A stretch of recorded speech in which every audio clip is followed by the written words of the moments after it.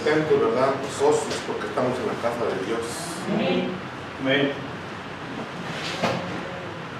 Desde que una vez estaba yo leyendo el Salmos 19 y al último versículo, el Salmo 19 dice que en la presencia del Señor dice que hay plenitud de gozo y delicias en su diestra. Nunca se me olvida. Siempre lo tengo en mi mente, siempre pensando en eso.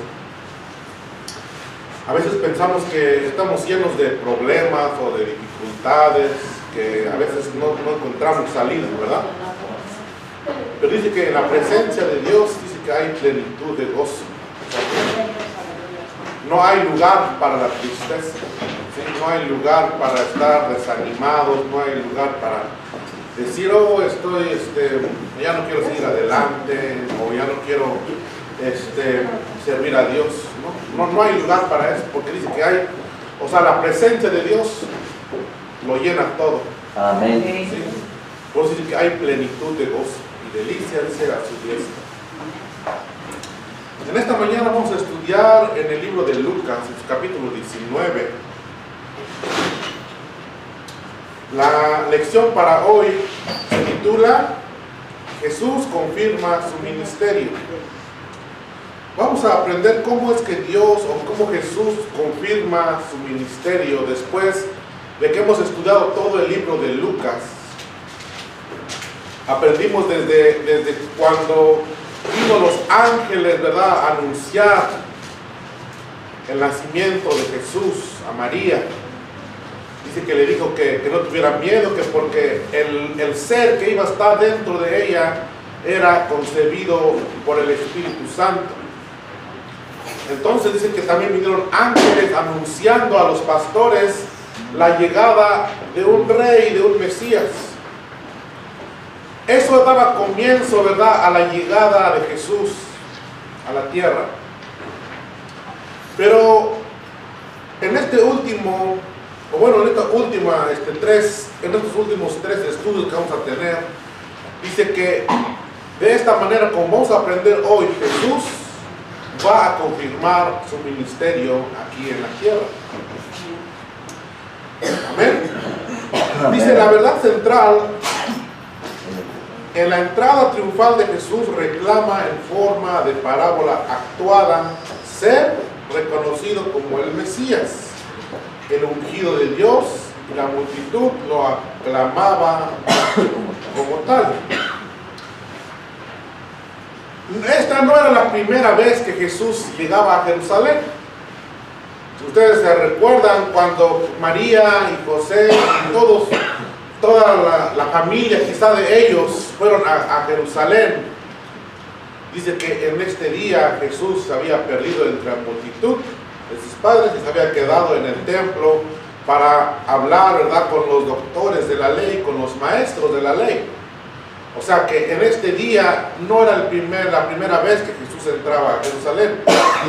Lo único o la diferencia era que en este día Jesús entraba a Jerusalén como rey, ¿sí?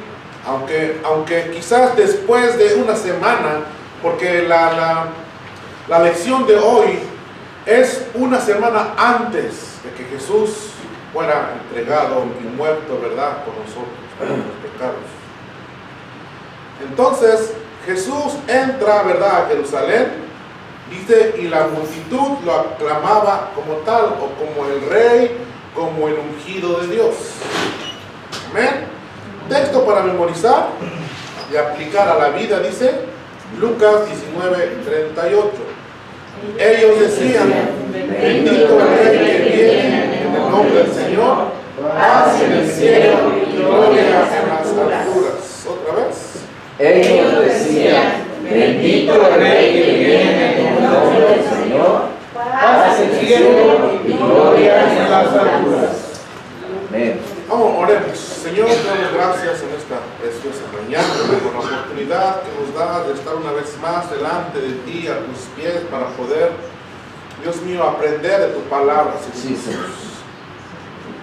Que esas riquezas, Padre Santo, que hay en tu palabra, Dios mío, las podamos hoy en esta mañana descubrir o encontrarlas, Padre Santo, y aplicarlas, Padre Santo, a nuestra vida diaria. Bendito Dios, que nuestro caminar diario, Padre Santo, sea ordenado, Padre Santo, por tu palabra. Que tu palabra, Señor Jesús, enderece nuestro camino, nuestras veredas, Padre Santo, y que nos lleve por caminos rectos, Padre Santo, por caminos de verdad, por caminos de luz, bendito Dios. Te pedimos que sea tu Espíritu Santo, bendito Dios, el que dé sabiduría, entendimiento a mí, Padre Santo, y a mis hermanos mientras hablamos de tu palabra, bendito Dios. Que tú seas, Padre Santo, poniendo en mis labios, Dios mío, palabras de sabiduría para edificar, para construir, bendito Dios, para fortalecer la vida, Padre Santo, de mis hermanos y también la mía. Te damos toda la gloria, Señor, te damos toda la honra. En tus manos nos ponemos. Amén. Gloria a Dios. Entonces, vamos a hablar acerca de la entrada triunfal de Jesús a Jerusalén. En la hojita que tienen ustedes, dice: con este comenzamos la serie final de 4 estudios con que culmina nuestro trimestre en el Evangelio de Lucas. Están dedicados a los sucesos de la Semana Santa, la pasión, la muerte y la resurrección y la ascensión de nuestro Señor. Estas cosas que acabamos de leer van a confirmar el ministerio de Jesús aquí en la tierra. Amén. Amén. Van a dar credibilidad, ¿verdad?, a su ministerio como rey que vino a esta tierra. Dice que la confirmación es la entrada triunfal y la limpieza del templo, y por su muerte y por su resurrección y por la ascensión al Padre. En esta tarde o en esta mañana vamos a hablar solamente de 3 cosas. ¿Sí? La entrada triunfal, la limpieza del templo y vamos a ver cuál es el otro. La ocupación mesiánica. Sí, la ocupación mesiánica. Jesús. Entonces, no sé si ustedes algún día tuvieron la oportunidad de llegar a un evento donde alguien llegaba como presidente o no sé. Recuerdo que cuando yo era niño estaba por cambiarse de gobernador allá en el estado donde yo soy. Y había un tío mío que era muy político, ¿sí? Era le gustaba mucho estar entre las multitudes. Y él llegaba a la casa donde quiera que estuviéramos nosotros y empezaba a decir: no puede faltar porque hoy va a llegar el presidente. Siempre decía eso, siempre. Cada que, si ya fuera para gobernador o para presidente municipal, lo que fuera, él siempre estaba ahí involucrado. Entonces, esa vez llegó el que iba a ser presidente o el que iba a ser gobernador del estado, me acuerdo. Y mi papá pues decidió ir, yo pienso, pues me llevó. Y recuerdo que nunca había visto la calle tan adornada, tan bonita como ese día. Habían colgado, en toda la calle habían colgado como banderitas, así. Se veía muy bonito, porque iba a llegar el gobernador del estado. Y precisamente por esa calle iba a pasar, iba a llegar. Entonces habían adornado todo, muy bonito. Y yo recuerdo que pues llegábamos, nos paramos a un lado y esperando que llegara, ¿no? Y toda la gente gritando, y gritaba el nombre de aquel hombre. Y empezamos, cuando ya dijeron: no, pues ya viene. Empezamos a caminar y toda la gente quería estar cerca de la calle donde iba a pasar para poder mirar. Se empujaba la gente, caminaban y bueno, era un desorden con la gente, ¿verdad? Porque a veces hasta los niños se caían, empezaban a llorar. Pero ellos querían ver a esa persona importante. Dice la historia que 40 o 50 años antes de que Jesús llegara o que Jesús naciera en esta tierra, dice que hubo un emperador que se llamó Julio. Dice que como las leyes de guerra que tenían en esos tiempos es que marcaban territorios. Entonces ellos decían, si tú cruzas esta línea, nosotros consideramos ese cruce de esta línea como una provocación de guerra. Entonces dice que Julio César estaba en ese momento en que quería conquistar, quería apoderarse de Roma y proclamarse emperador de Roma. Entonces dice que él buscó, pues tenía muchos soldados, muchos ejércitos, y dice que hubo un día en que se decidió cruzar la línea. Y dice que pues cruzó la línea y sus enemigos consideraron eso como una provocación de guerra. Dice que aproximadamente duró 4 años la guerra, hasta que este hombre se proclamó el vencedor o el emperador de Roma. No le importó matar a mucha gente con tal de lograr su objetivo de ser el número 1 de todo el imperio. Entonces dice que entró matando a la gente. Jesús llega a Jerusalén para proclamarse rey, pero su entrada no fue como un emperador que llega a matar y a destruir a los pueblos. Más bien era un comienzo de su muerte. Llegaba o entraba a la ciudad de Jerusalén porque en una semana después todos los que los aclamaban y todos los que tendían sus mantos o ponían palmas a su paso, después de una semana muchos de ellos lo iban a enjuiciar con muerte y preferir a un hombre pecador. Dice que este hombre, Barrabás, era un hombre que se le conocía por causar sedición o levantamiento de multitudes e ir en contra del imperio, del gobierno. Por tal caso dice que este hombre había sido sentenciado a la muerte. Pero Jesús dice que tomó su lugar y murió por nosotros. Jesús, Lucas, aquí tenemos varios versículos donde Lucas empezaba a anunciar la llegada de Jesús a Jerusalén. En Lucas 9:51, en Lucas 11:22, en Lucas 17:11, 18:31. Vamos a ver solamente el 18:31, que dice: tomando Jesús a los 12, les dijo: he aquí subimos a Jerusalén y se cumplirán todas las cosas escritas por los profetas acerca del Hijo del Hombre, pues será entregado a los gentiles y será escarnecido y afrentado y escupido, y después que le hayan azotado, le matarán, mas al tercer día resucitará. Pero ellos nada comprendieron de estas cosas, y estas palabras les era encubierta y no entendían lo que les sucedía.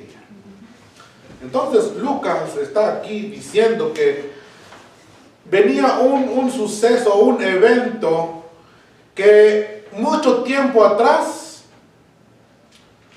los profetas, precisamente Zacarías, había anunciado acerca de la llegada de un Mesías, que dice que iba a entrar a Jerusalén montado en un pollino.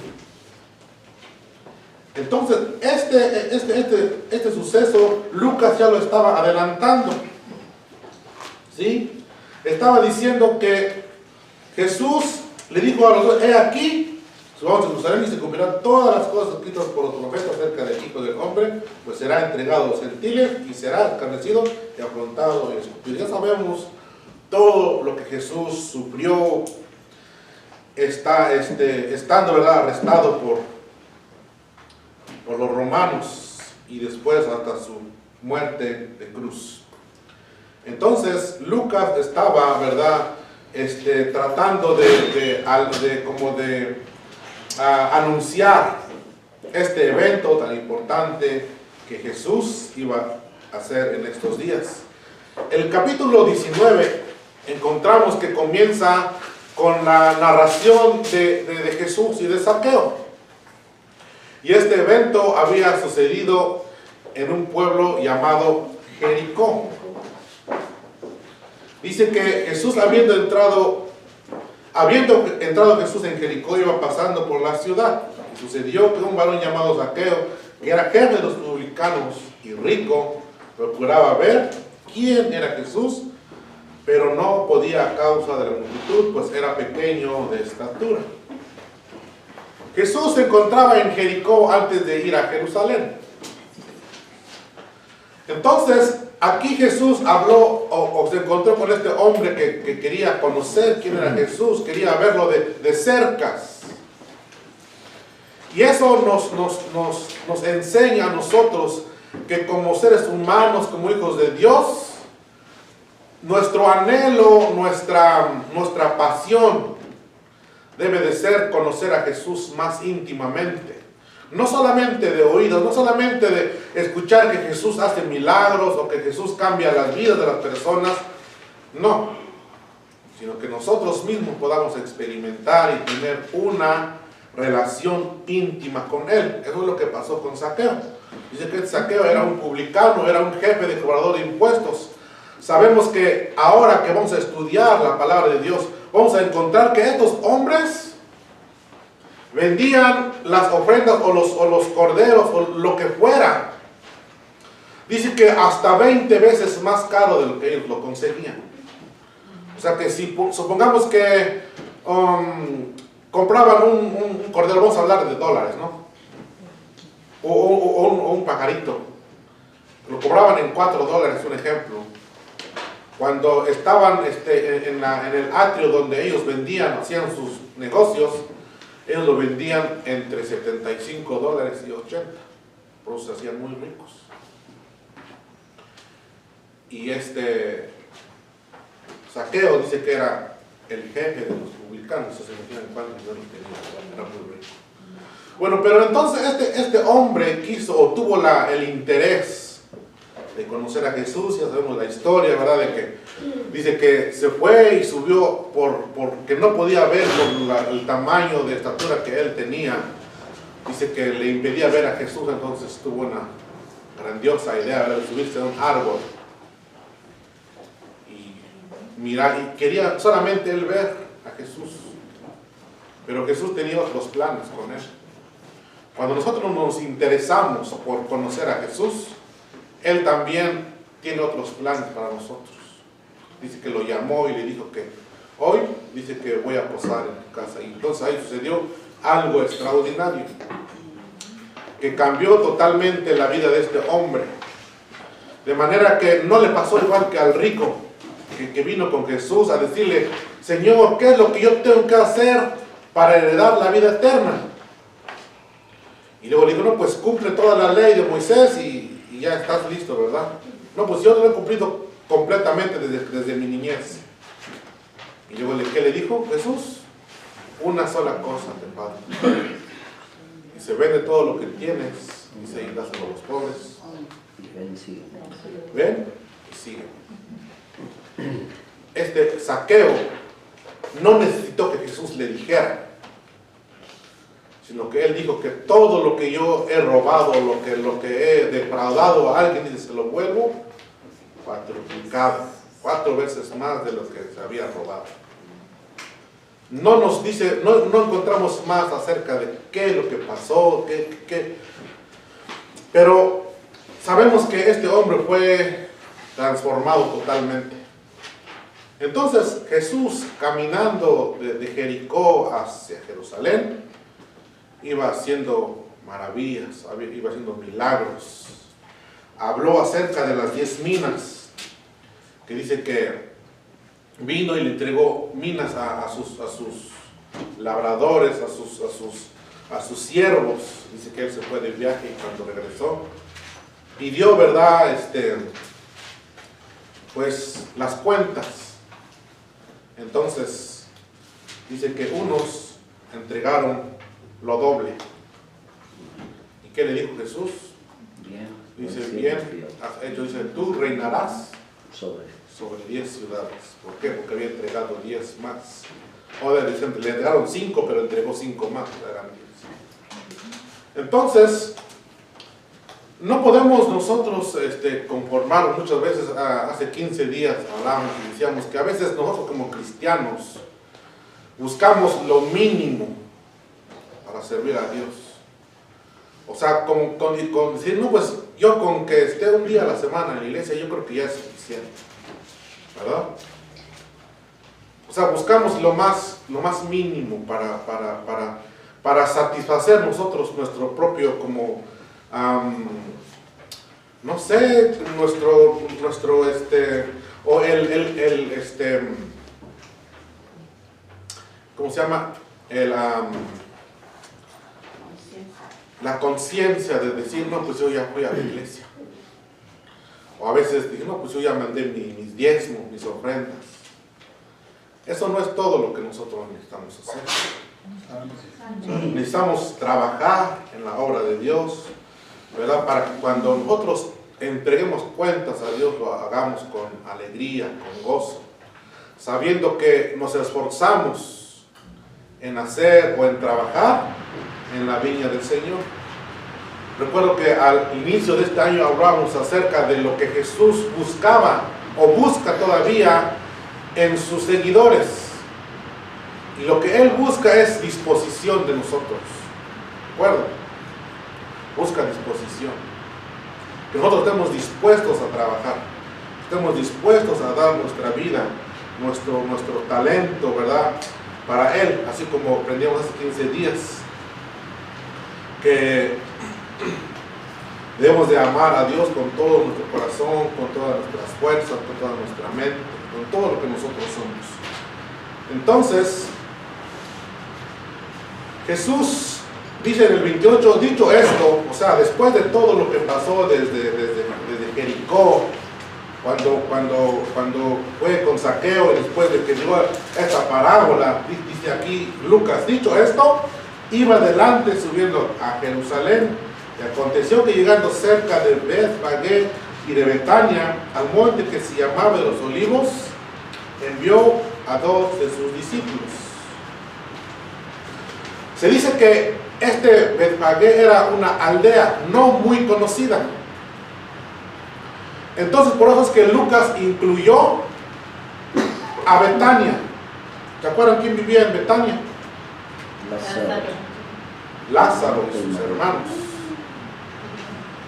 Se dice que en este día, cuando Jesús iba llegando a Jerusalén, mucha gente había venido no solamente para ver a Jesús, pero también para ver a Lázaro resucitado, porque se había corrido la voz de que Lázaro había estado muerto y que Jesús lo había resucitado. Entonces mucha gente también venía para ver esa maravilla que Jesús había hecho de haber resucitado a un hombre de 4 días de muerto.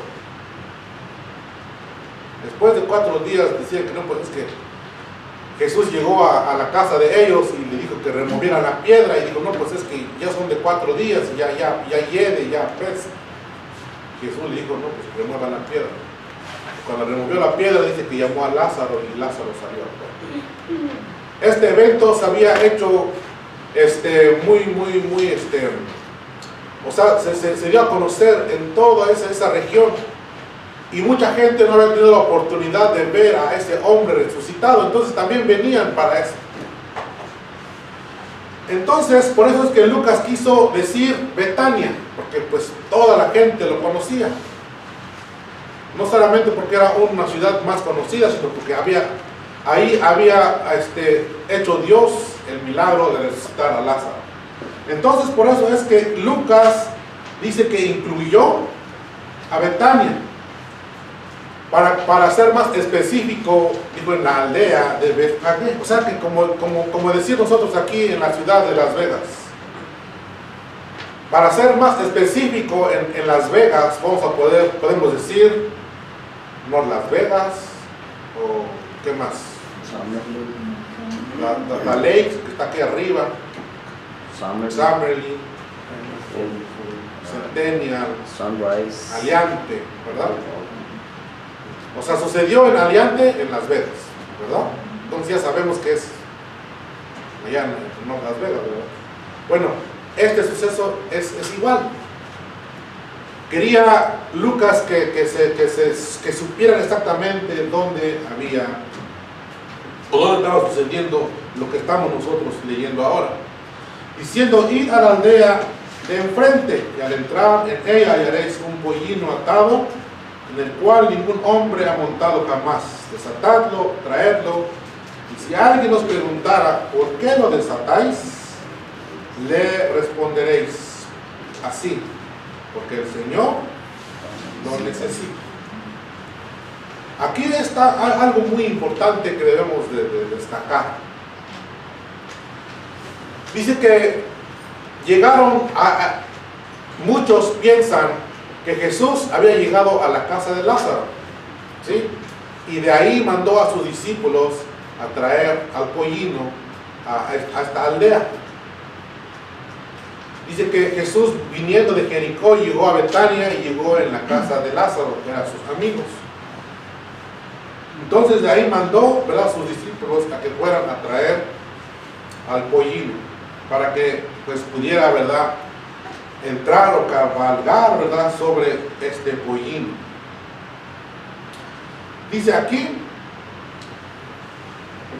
si alguien pregunta por qué desatáis al pollino, dice ahí, le responderéis así, porque el Señor lo necesita.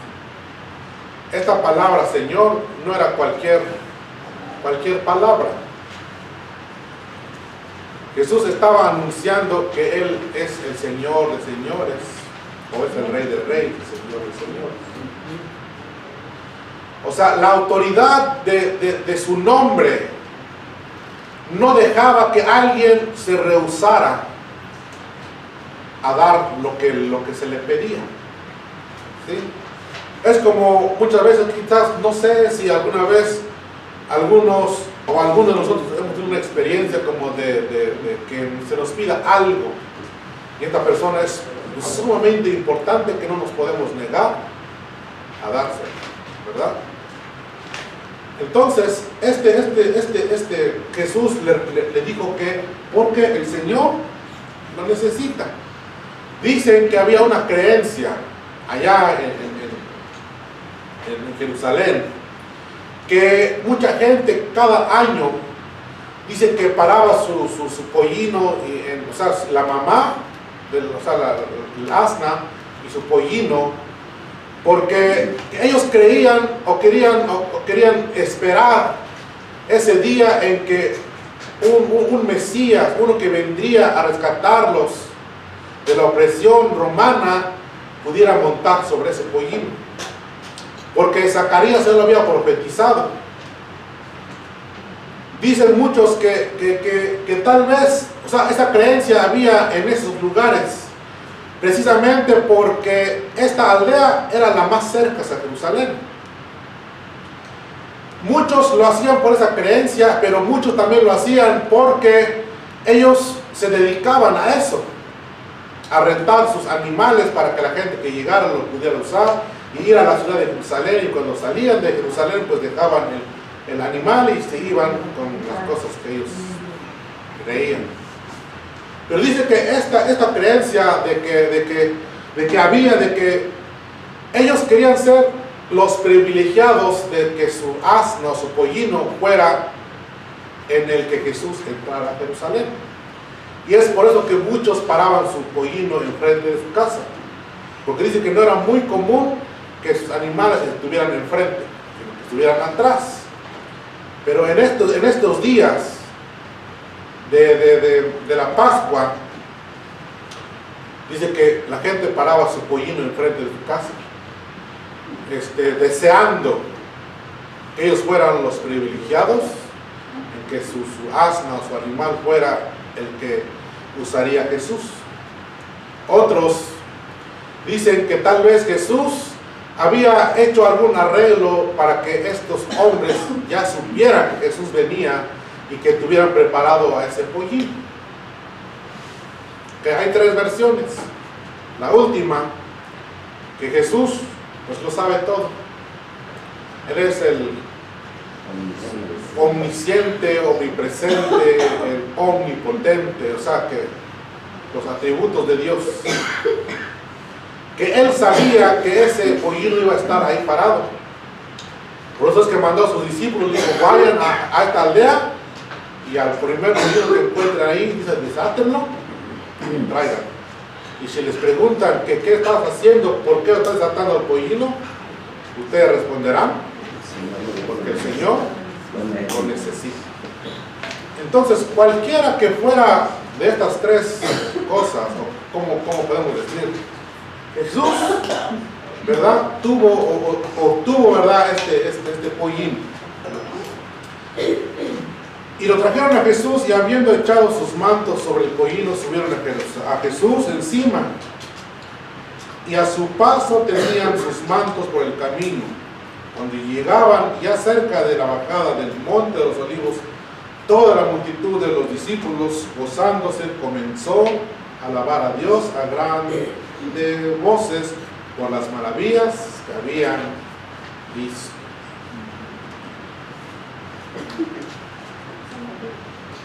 Jesús había hecho muchos milagros, ya lo hemos estudiado. Entonces la gente dice que lo alababa por todas las maravillas que Jesús había hecho, lo que ellos ya habían sabido de lo que Jesús había hecho.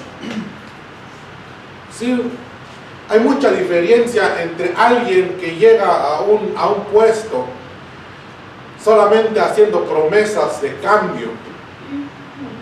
¿Y qué hace la gente? Lo sigue, le da toda su confianza, confía en él, confía en todas sus ganancias, quizás están en ese hombre que solamente ha hecho promesas. Pero ¿qué sabemos de ellos? Que cuando llegan al poder no cumplen sus promesas. Jesús estaba entrando a Jerusalén no solamente con promesas. Jesús ya había demostrado que es o que era el enviado de Dios, el unigénito de Dios, ¿sí? El Hijo amado de nuestro Dios, el Cordero de Dios que quita el pecado del mundo, ¿sí? No entraba con promesas de liberarlos. ¿Por qué? Porque ya los había liberado. Quizás no era como ellos los esperaban, porque ellos esperaban que viniera un rey y que derrotara a sus enemigos. Jesús vino a derrotar a nuestro enemigo más grande. Dice que nosotros no debemos de temer a los que matan el cuerpo, ¿sí? Los hombres podían matar el cuerpo. Dice, más bien temed a aquel que ¿qué? ¿Cómo? No solamente el cuerpo, sino el alma también. Dice que también el alma. Y dice, bueno, vamos a seguir, porque no me quiero adelantar. Entonces, Jesús estaba haciendo su entrada triunfal a Jerusalén.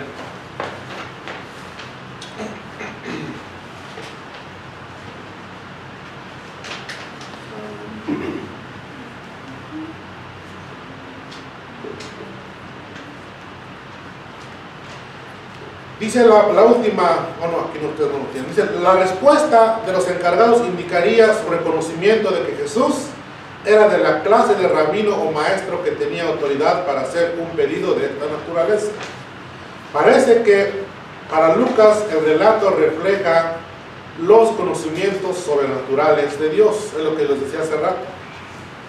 O sea, si no era porque la tradición o la creencia de ellos era que estuviera un pollino ahí, si no era ese el caso, y tampoco era el caso de que había hecho un trato previamente antes de eso, Lucas refleja como el conocimiento sobrenatural de Jesús, de que ese animal iba a estar ahí, y que los dueños o los encargados de este pollino reconocieran a Jesús como la clase de rabino o maestro que tenía autoridad para hacer un pedido de esta naturaleza. Cuando los reyes antes hacían un pedido, era muy,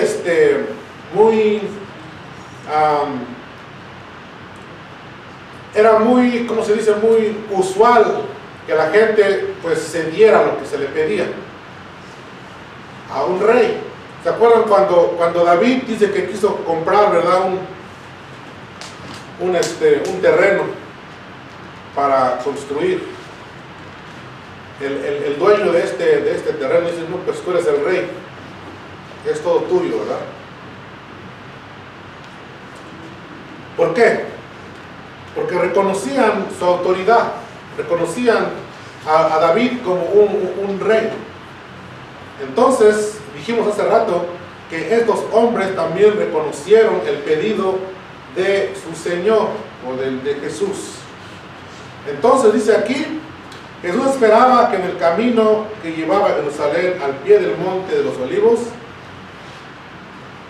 Jesús esperaba en el camino que llevaba a Jerusalén al pie del monte de los olivos. Ahí le llevaron el animal y al llegar pusieron sus mantos en el animal por falta de una silla. Solamente Lucas señala el hecho de que los discípulos hicieron que Jesús montara encima. Esto era un acto de honor y homenaje acorde con la dignidad de un rey. Esto lo podemos encontrar en el libro de Primera de Reyes, capítulo 1, versículo 33. Cuando David estaba ya anciano, y dice que uno de sus hijos había tratado de usurpar su reino, su trono. Dice que llamó a su esposa, la madre de Salomón, y le dijo que su hijo o el hijo de ella iba a ser el que iba a heredar el trono de David.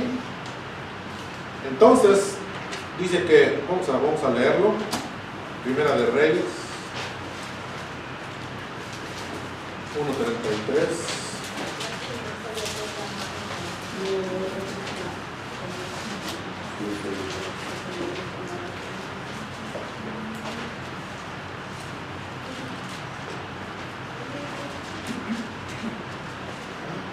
Dice, y el rey les dijo, tomad con vosotros las siervas de vuestro señor y montad a Salomón mi hijo en mi mula y llevadlo a Gihón.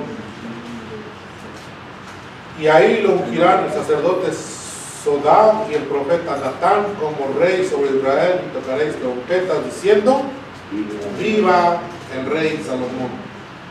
Después iréis vosotros detrás de él y vendrá y sentará en mi trono, y él reinará por mí, porque a él he escogido para que sea príncipe sobre Israel y sobre Judá. Entonces, vemos aquí que David dice que mandó a que lo hicieran rey a su hijo Salomón. Y dice que le dijeron que tocaran trompeta diciendo viva el rey Salomón. Cuando Jesús estaba entrando, ¿verdad?, a Jerusalén, ¿qué es lo que empezaron a decir la gente? Hosana. Hosana viene en el libro de Marcos, ¿sí? Pero Lucas no lo describe de esa manera. Pero Marcos dice Osana, no me acuerdo cómo dice, pero alguien que me ayude a buscarlo. Está en Marcos. El que viene en el nombre. Marcos 11, del 1 al 11.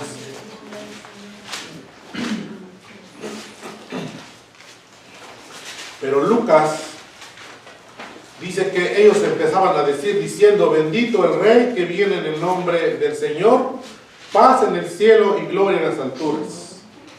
Sí, eso es lo que empezaban a decir. Y Marcos decía que, ¿ya lo encontraron? Sí. ¿Qué dice?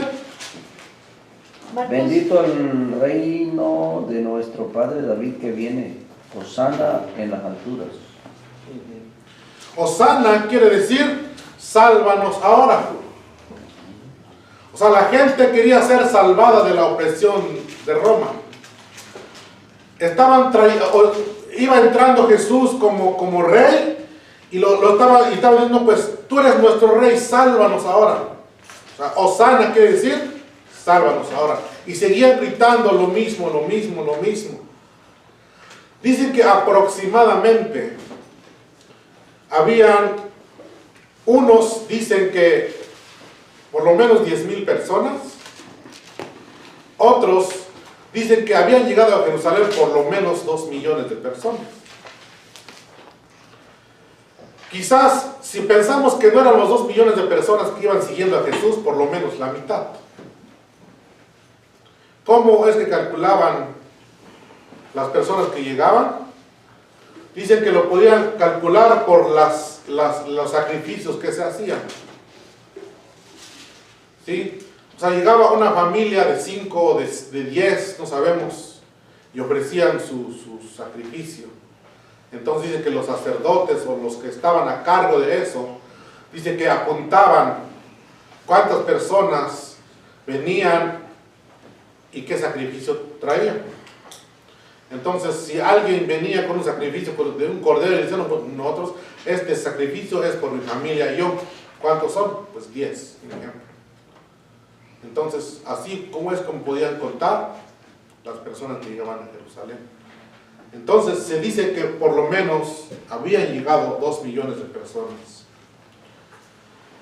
Era el momento apropiado si Jesús hubiera querido establecer su reino en la tierra y destronar a Pilato, quitarlo de su reino. ¿Por qué? Porque era mucha gente que ni siquiera los sacerdotes o los escribas podían hacer algo, porque era mucha gente. Entonces dice que ellos o los sacerdotes vieron, o sea, viendo todo lo que pasaba, dice, entonces algunos de los fariseos de entre la multitud le dijeron, maestro, reprende a tus discípulos. Él respondiendo le dijo, os digo que si estos callaran, las piedras clamarían. Si anteriormente Jesús, cuando hacía milagros, cuando sanaba a alguien, le decía, ¿sabes qué? Vete, pero no digas nada. ¿Se acuerdan de los milagros de Jesús? O sea, no quería darse a conocer. No quería quizás que lo alabaran, que lo exaltaran, porque todavía no era tiempo de que sucediera eso. Pero en esta ocasión dice que todos iban gritando Hosana al Hijo de David. O sea, todos decían, sálvenos ahora. ¿Y qué es lo que dice Lucas? Dice, bendito el Rey que viene en el nombre del Señor. O sea, ya lo estaban proclamando Rey. Y los fariseos escucharon esto y dijeron, no, pues es una blasfemia lo que estos hombres dicen. ¿Por qué? Porque están proclamando a una persona, a un hombre. Por eso que Jesús le dijo que si estos callaran, dice, las piedras hablarían. ¿Por qué? Porque se tenía que dar a conocer que verdaderamente Jesús es el Rey.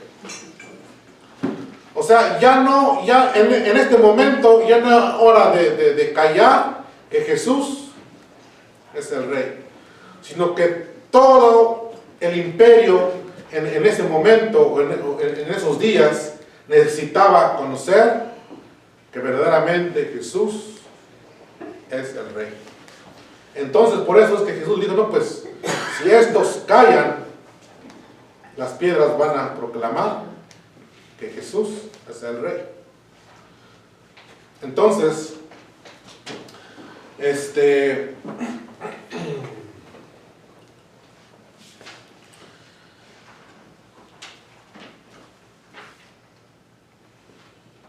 ya vimos Salomón, ¿verdad?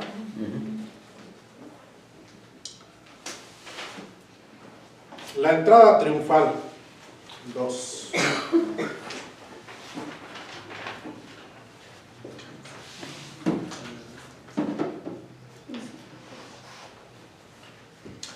Dice, que lo lean por favor, del 36 al 40.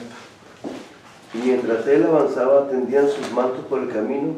Cuando él llegaba cerca de la bajada del monte de los olivos, toda la multitud de los discípulos, gozándose, comenzaron a alabar a Dios a gran voz por todas las maravillas que habían visto. Ellos decían, bendito el Rey que viene en el nombre del Señor, paz en el cielo y gloria en las alturas. Entonces algunos de los fariseos de entre la multitud le dijeron, Maestro, responde a tus discípulos. Él respondió diciéndoles, os digo que si estos callan, las piedras gritarán. Aquí hay dos cosas muy importantes a destacar. El gozo de los discípulos que clamaban a Jesús como rey, pero también la tristeza de Jesús en el versículo 41. ¿Qué dice en 41? Cuando llegó cerca de la ciudad, al verla, se lloró sobre ella. O sea, después de que recibía alabanzas o era proclamado rey, ¿por qué es que Jesús entonces se entristeció? Si lo estaban proclamando rey, dice que todos se inclinaban ante él, tendían sus mantos, tendían sus hojas de palmeras.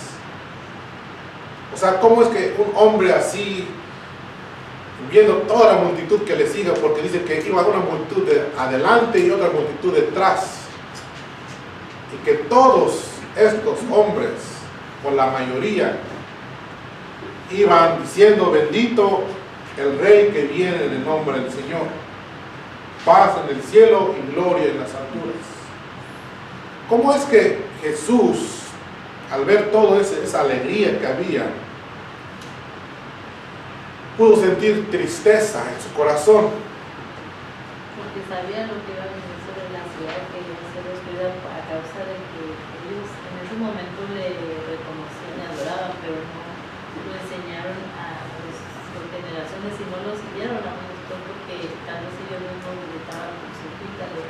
Entonces, cuando la ciudad fue destruida, pues toda la gente sufrió atrocidades. Sí. Dice que cuando llegó Jesús a la ciudad, al verla lloró sobre ella. Este fue un momento conmovedor para Jesús. Sus lágrimas, dice, no se debían a su propio destino en Jerusalén. Acuérdense que Jesús en esta semana iba a ser crucificado. ¿Sí? Entonces muchos pudieran pensar que Jesús, dice, no, pues yo creo que Jesús lloró porque sabía lo que le esperaba. Pero no. Jesús lloró debido al destino de Jerusalén.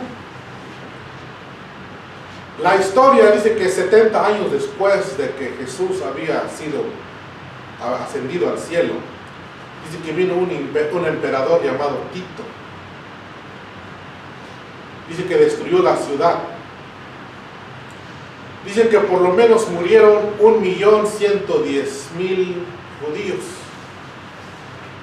Dice que ya no había dónde enterrar a los muertos. Dice que este emperador, dice que hizo una estrategia de cerrar la ciudad por 6 meses antes de atacar Jerusalén. Dice que le quitó todas las provisiones. Dice que los judíos, dice que tenían necesidad de todo. Muchos murieron, no murieron por la guerra o por los soldados, sino que murieron de hambre. ¿Sí? Y Jesús miraba todo eso que iba a pasar. Por eso es que lloró sobre Jerusalén.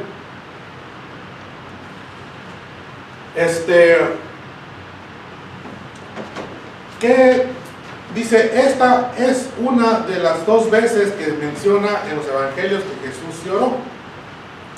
Y luego dice, Jesús llora por la indiferencia. Llora por la indiferencia de usted también.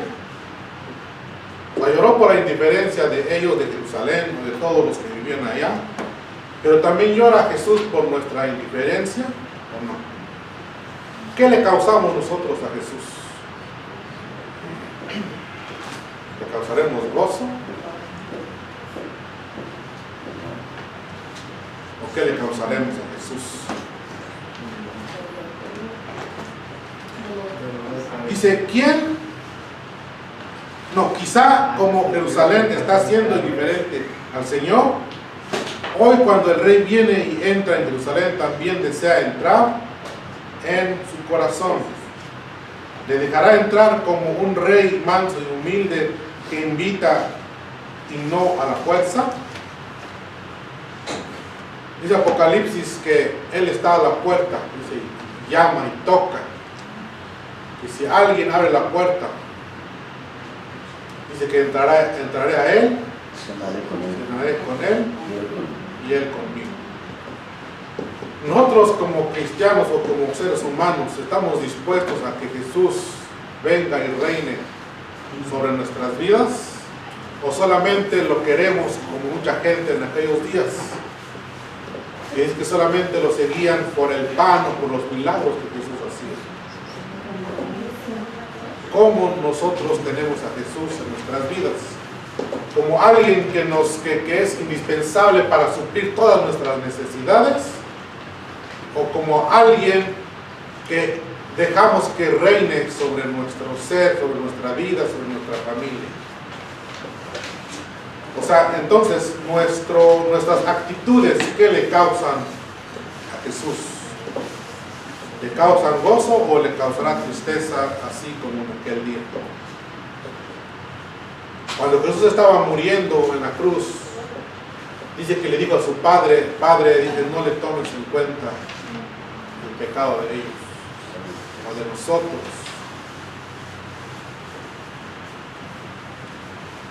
La ocupación mesiánica del templo, dice, cuando entró en el templo comenzó a echar fuera a los que venden o los que vendían, diciéndoles, escrito está, mi casa es casa de oración, pero vosotros la habéis hecho cueva de ladrones. Enseñaba cada día en el templo, pero los principales sacerdotes y los escribas y los principales del pueblo procuraban matarlo, pero no hallaban manera de hacerle algo porque el pueblo le escuchaba con mucha atención.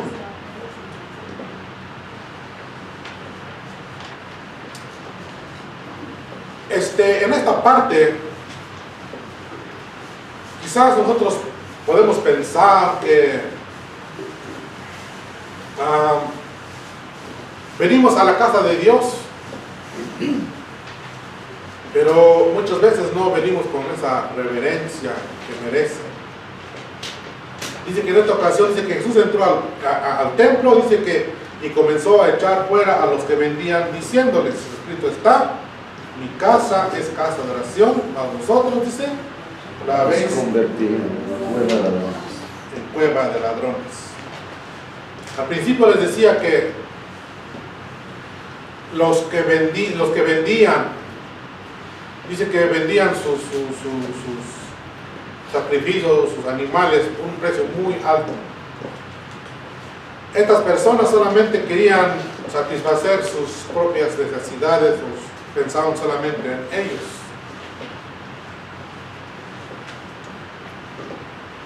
Y yo pensaba y decía, no, pues últimamente pensamos que, no digo que no debemos de guardar reverencia en la casa de Dios, es muy importante que cada que vengamos a la casa de Dios vengamos con esa reverencia, ¿sí? Pero eso es lo que pasaba antes en el Antiguo Testamento, ¿sí? Porque era un lugar de concentración para adorar a Dios. Era un lugar donde todos venían y adoraban y traían sus sacrificios. Dice que esta parte donde los cambistas y los que vendían estaban, dice que era el atrio antes de llegar al santuario, al lugar santo. Dice que este lugar era un lugar donde los gentiles también podían llegar y escuchar la palabra de Dios. Pero por lo que estos hombres hacían, ya no podían escuchar nada, ¿sí? Entonces le habían quitado ese privilegio a ellos de poder escuchar la palabra de Dios. Nosotros como cristianos muchas veces somos estorbos para que alguien se acerque a Dios. Y a veces podemos criticar a los que estaban ahí vendiendo sus palomas o sus corderos.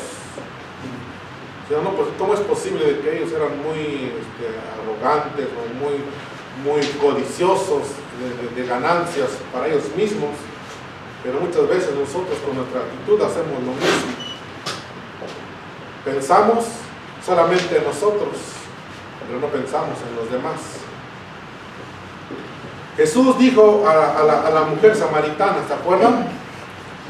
Que llegará el día, dice que ni en este monte, ni en Jerusalén, dice, será el lugar de adoración. O sea, va a llegar un día en que en ningún lugar de estos dos van a adorar. ¿Por qué?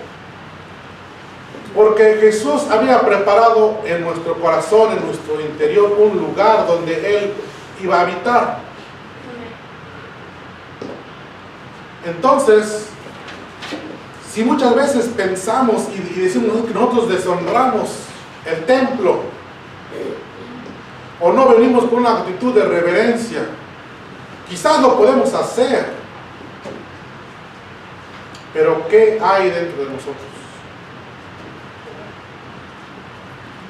Verdaderamente el Espíritu de Dios puede morar en nosotros como su casa. Dice, el Rey espera así también tomar posesión de la vida de usted y convertir toda su persona en una casa de oración. Desea hacerlo para poder enseñarle cosas hermosas que aún usted ni siquiera se imagina. Este libro de Primera de Corintios, alguien me lo busca rápido. Primera de Corintios 3:16, ¿qué dice? Primera de Corintios 3:16, y alguien que busque Primera de Corintios 6:19. Dice, ¿no sabéis que sois templo de Dios y el Espíritu de Dios mora en vosotros? ¿O ignoráis que vuestro cuerpo es templo del Espíritu Santo, el cual está en vosotros, el cual tenéis de Dios y que no sois vuestros? Amén. Mi casa, dice, es casa de oración. Esto lo había dicho mucho antes el profeta Isaías. Isaías 56:7, ¿qué dice? Lo tenía que leer antes de pasar a esto, pero se me olvidó. Isaías 56:7.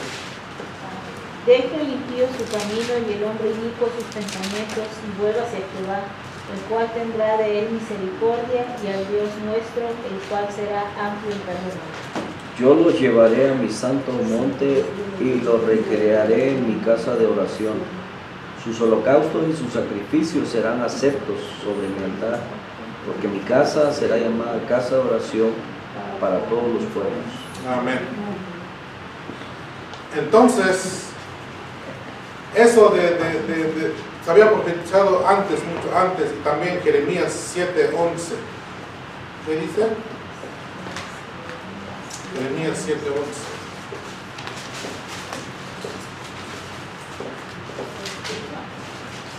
Es prueba de ladrones delante de vuestros ojos esta casa sobre la cual es invocado mi nombre. He aquí que también yo la veo, dice Jehová. Yo lo veo, dice Jehová. Si dice, es prueba de ladrones delante de vuestros ojos esta casa sobre la cual es invocado mi nombre. He aquí que también yo la veo, dice Jehová. Entonces, esto que pasó en Jerusalén, en el templo de Jerusalén, no debe de pasar, no solamente en nuestra iglesia, sino en nuestra vida, porque nosotros, dice la palabra de Dios que leímos, o dice, o ignoráis que vosotros sois el templo del Espíritu Santo. ¿Qué hay en nuestros corazones? O sea, ¿o qué es lo que nosotros damos más prioridad cuando nosotros decidimos en buscar a Dios o en ganar más dinero para nosotros, para nuestras comodidades? Los hombres que vendían ahí solamente pensaban en la comodidad de ellos, no pensaban en los demás, no pensaban en agradar a Dios, no pensaban en nada de ello. ¿Cómo nosotros pensamos? ¿Qué es lo que nosotros hacemos?